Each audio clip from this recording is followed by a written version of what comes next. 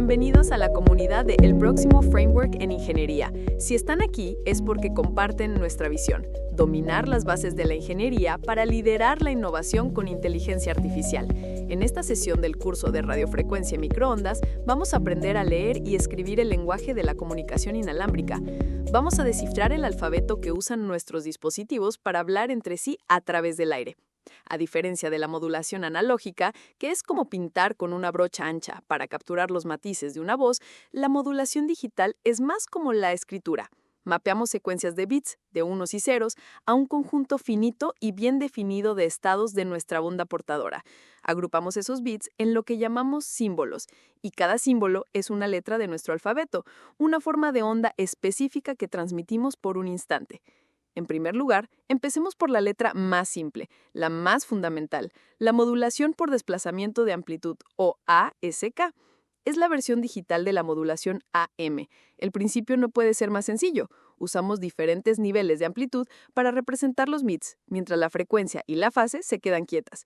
La forma más básica de esto se llama on-off keying, o OOK, que es exactamente lo que parece. Para transmitir un bit 1, encendemos la portadora y la transmitimos a toda potencia.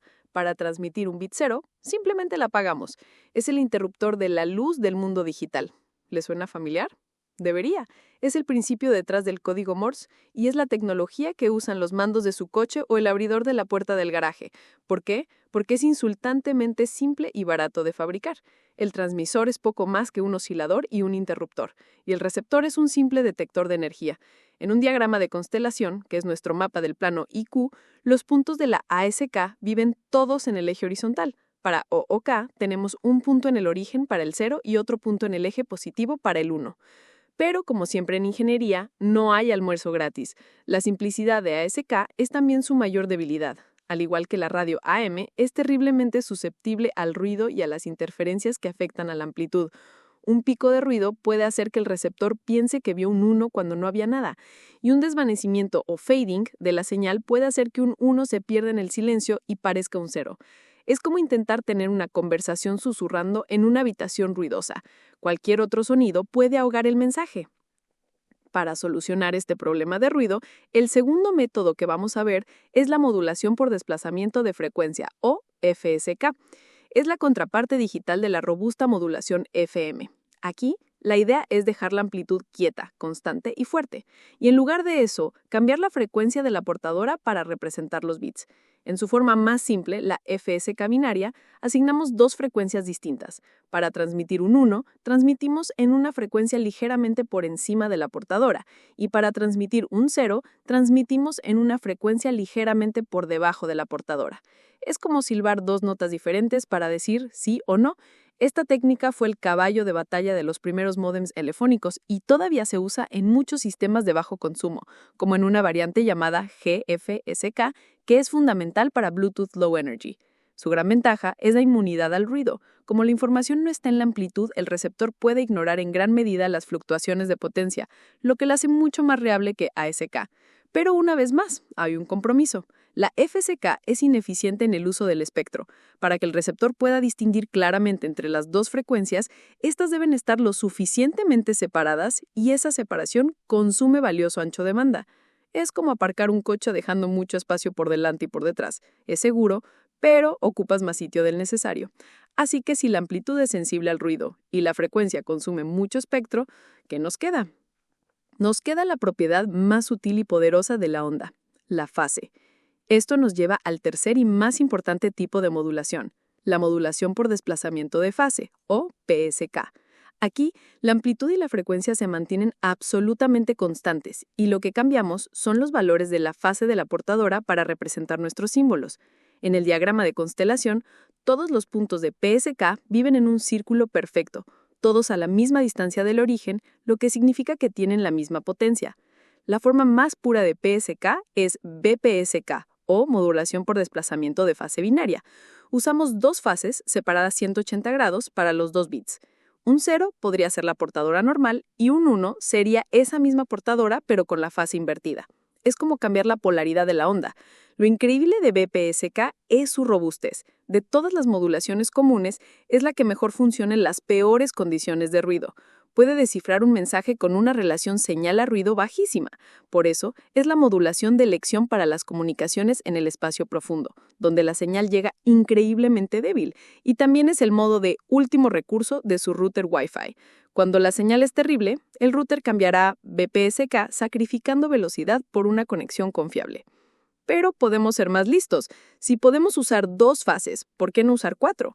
Y aquí es donde damos un salto gigantesco en eficiencia con QSK, o modulación por desplazamiento de fase en cuadratura. Usamos 4 puntos de fase separados 90 grados entre sí. Cada uno de estos puntos ahora puede representar una combinación de 2 bits, 00, 01, 10 y 11.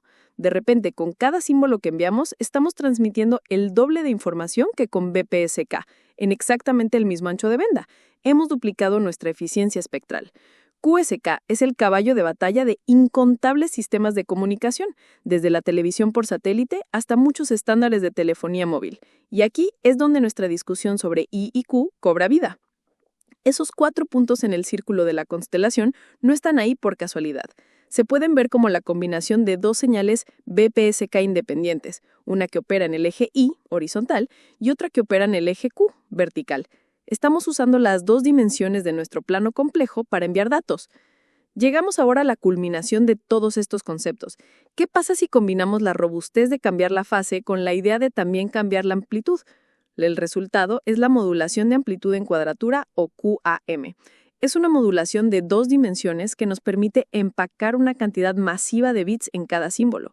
En lugar de tener todos nuestros puntos de la constelación en un solo círculo, con QAM los organizamos en una parrilla, en una cuadrícula rectangular en el plano IQ. Cada punto de esa parrilla tiene una coordenada I y una coordenada Q únicas, lo que corresponde a una combinación única de amplitud y fase. Hablamos de NQAM, donde N es el número de puntos en la constelación. Por ejemplo, 16QAM utiliza una parrilla de 4×4, dándonos 16 puntos.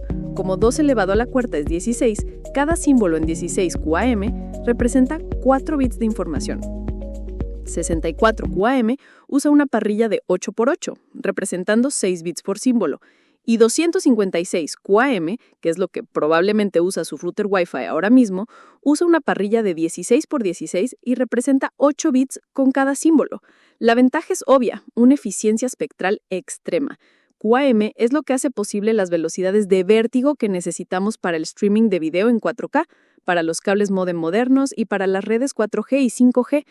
Pero aquí el compromiso es más severo que nunca. A medida que empacamos más y más puntos en esa constelación, la distancia entre ellos se hace peligrosamente pequeña. Esto significa que la modulación se vuelve extremadamente sensible al ruido y a la distorsión. Una pequeña perturbación puede hacer que el receptor confunda un punto con su vecino, causando un error de bits. Cada vez que duplicamos el número de bits por símbolo, por ejemplo al pasar de 16QAM a 64QAM, necesitamos una señal mucho más limpia, una SNR significativamente mayor para mantener la conexión estable. Además, como la amplitud ya no es constante, QAM requiere amplificadores de potencia muy lineales, que son más caros y complejos. Entonces, ¿qué modulación usamos? La respuesta es todas. Los sistemas modernos como Wi-Fi o 5G son increíblemente inteligentes. No se casan con una sola modulación, utilizan modulación adaptativa. Su teléfono o su portátil está constantemente midiendo la calidad del canal, la SNR. Si están sentados junto al router con una señal potente y limpia, negociará usar 256 QAM para darles la máxima velocidad.